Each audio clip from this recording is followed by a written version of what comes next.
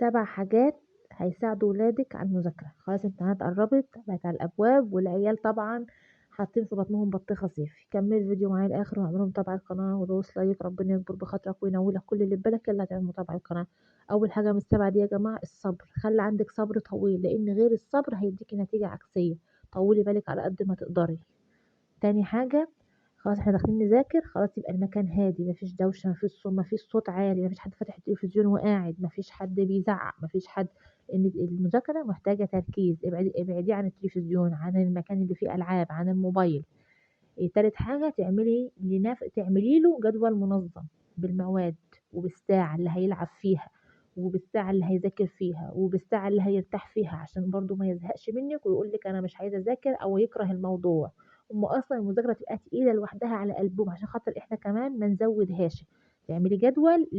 للمواد وللأوقات، يعني الساعات هتبقى إمتى، عليك درس إمتى، وهنبقى فاضيين إمتى، وهناكل إمتى، ونشرب إمتى، ونعمل إمتى. رابع حاجة نعمل نظام للنوم، لازم ينام حلو عشان يقدر إن هو يواصل في بتاع ياخد عدد ساعات كافي من النوم. خامس حاجة اعملي له أساليب تحفيز وتشجيع، مكافأة بسيطة، امدحيه قدّام إخواته، قدّام زمايله، مثلًا إن هو ذاكر امبارح المادة الكذا مثلًا الإنجليزي وكان شطور فيها وسمّع الكلمات صح وعمل الspelling صح وعمل كل حاجة صح برافو، قدّام زمايله قولي، قدّام إخواته قولي، قدّام أهله، قدّام أي حد عرّفيه، بحيث إن هو يفضل عنده إن هو لسه عايز يعمل كده عشان خاطر يبقى أشطر. دي الحاجات دي بتحفّزه، ولو مكافأة مادية بسيطة خالص برضه مش هتفرق معاكِ كتير. سادس حاجة عرّفيه قيمة التعليم، قولي له شوف يعني فلان عمّه ده مثلًا ما اتعلّمش فشوف عامل إزاي مثلًا فاتح محل مثلًا بيبيع فول عشان خاطر ما اتعلّمش كده، إنّما أنت أمّا تتعلّم تبقى دكتور، تبقى مهندس، هتبقى أنت عندك شركة، هيبقى عندك كذا، هتبقى دكتور شاطر في مستشفى، هتساعد الناس، عرّفيه قيمة التعليم، إن هو التعليم ده اللي هيخلّيك حاجة، اللي هيخلّيك تركب عربية وتشتري الفيلا اللي نِفْسك فيها وتجيب كل اللي أنت نِفْسك فيه. آخر حاجة التغذية السليمة،